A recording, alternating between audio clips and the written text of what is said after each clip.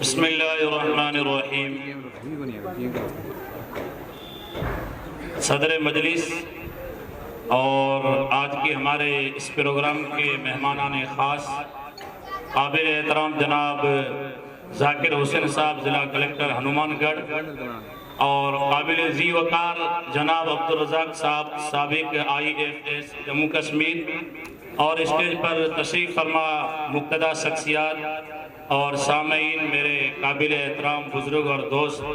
جو مدرسے کے اس ادنا سی دعوت پر یہاں پہنچے ہیں اور مدرسے کے طلباء اور طالبان، ویسے اسٹیج پر تشریف فرما جو مہمانان کرام ہیں سب کو تفصیلات اس مدرسے کی اور اس سنستھا کی پہنچائی گئی ہے، مگر اور بھی بہت سارے مہمانان کرام آئے ہیں تو سب کے سامنے مختصراً، کیونکہ پروگرام اور بھی ہیں۔ ویسے آپ نے مدرسے کے بچوں کے پروگرام سنے ہیں، یہاں کے آپ نے دیکھا ہے، کہنے سے نہیں بلکہ خود کی نظروں کے دیکھنے سے پتہ لگ جاتا ہے۔ کہنے کسی کے کہنے چھوٹا اور بڑے سے کوئی چھوٹا اور بڑا نہیں ہوتا، تو مجھے بتانے کی ضرورت نہیں ہے، مگر انتظامیہ کمیٹی کی طرف سے مجھے یہ حکم دیا گیا ہے کہ اس کی مختصراً کچھ تعارف کرا دیا جائے۔ یہ مدرسہ اسلامیہ دارالعلوم محمدیہ سنستھا نوہر 1967 کے اندر مولانا عبدالحمید صاحب رحمت اللہ علیہ جو اتر پردیش بلند شہر سے یہاں تشریف لائے تھے اور انہوں نے اس مدرسے کی بنیاد ایک جامع مسجد کے مکتب سے لے کر کے شروعات کی تھی۔ 1967 میں اس مدرسے کی بنیاد رکھی گئی ہے۔ جنہوں نے اس وقت اپنے سماج کو اپنے ماحول کو جانتے ہیں، اس وقت جو ہے گھر گھر کے اور در در جو ٹھوکریں کھا کر کے اس پودے کو لگایا اور اس کا بیج بویا۔ آج جو کچھ بھی نظر آ رہا ہے، اگر میں یہ کہوں یا کوئی یہ کہے کہ کمیٹی نے کیا انہوں نے کیا، یہ انہوں نے کیا ہے جنہوں نے اس کے بیج کو بویا ہے۔ یہ جو آج اتنا بڑا کچھ نظر آ رہا ہے یہ انہوں کی مہربانیاں، انہی کی مہربانیوں سے یہ ہوا۔ اب وقت کی جیسے جیسے ضرورت پڑی، بنیاد 1967 میں ہوئی اور اس کے بعد میں رجسٹریشن جو کروایا گیا ہے یہ 1998 کے اندر کروایا گیا، کیونکہ اس وقت ضرورت یہ پڑے کہ آگے مانیتا لی جائے۔ ہاسٹل ہے جو ملک کا قانون اور جو ملک کا نیم ہے اس کو پہلے شروع کیا جائے، اس کے بعد میں آگے کی کارروائی شروع کی جائے۔ تو اس کے لیے 1998 میں اس کا رجسٹریشن کرایا گیا۔ پھر اس کے بعد میں مڈل اسکول 2001 کے اندر مڈل اسکول کا آغاز کیا گیا، یعنی پہلی کلاس سے لے کر کے 8ویں تک کا آغاز کیا گیا۔ اب سمجھ رہے ہیں، لیکن اس وقت طرح طرح کے فتوے بھی لگتے ہیں، یہ کروا دیا وہ کروا دیا، یہ الگ الگ تھی، لیکن اب اللہ کا شکر ہے میں یہ سمجھتا ہوں کہ اب میری قوم سمجھ چکی ہے کہ قوم کو اور ملک کو اب کس کس چیز کی ضرورت ہے۔ میں اس لیے میں اپنے آپ کو خوش بھی محسوس کر رہا ہوں کہ اب وقت کا تقاضے کو قوم سمجھ چکی ہے۔ بہرحال 2001 کے اندر مڈل اسکول کا انتظام کیا گیا۔ اس کے بعد میں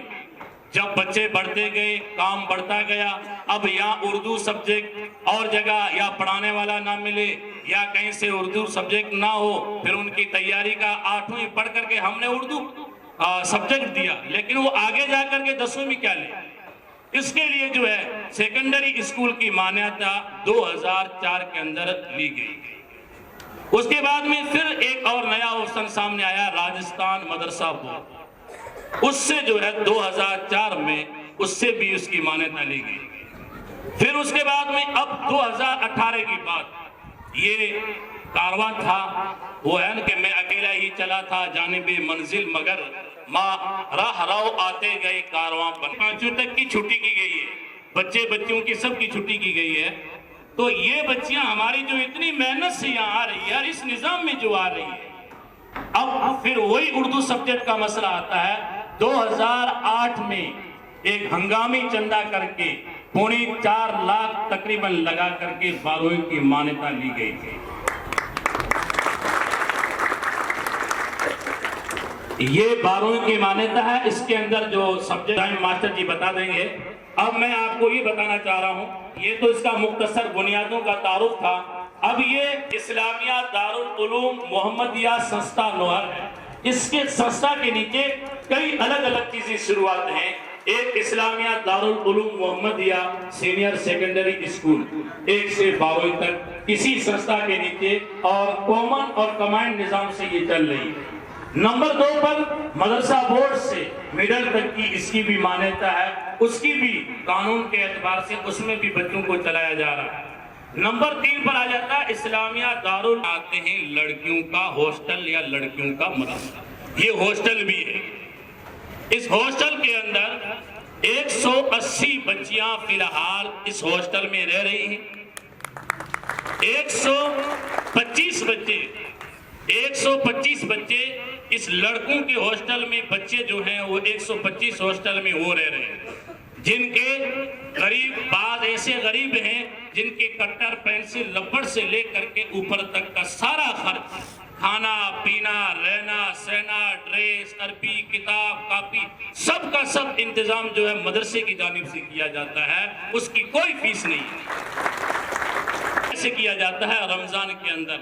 آپ سارے بیٹھے ہیں، مدرسوں کا یہی نظام ہے، چندہ کیا جاتا ہے، اس کے بعد میں اس کے خرچے کو شروع کیا جاتا ہے، جس کے اندر واشنگ مشین کا انتظام۔ اور دوسری بات بہت سارے مدرسوں میں یہ ہوتا ہے یا یہ مانا جاتا ہے کہ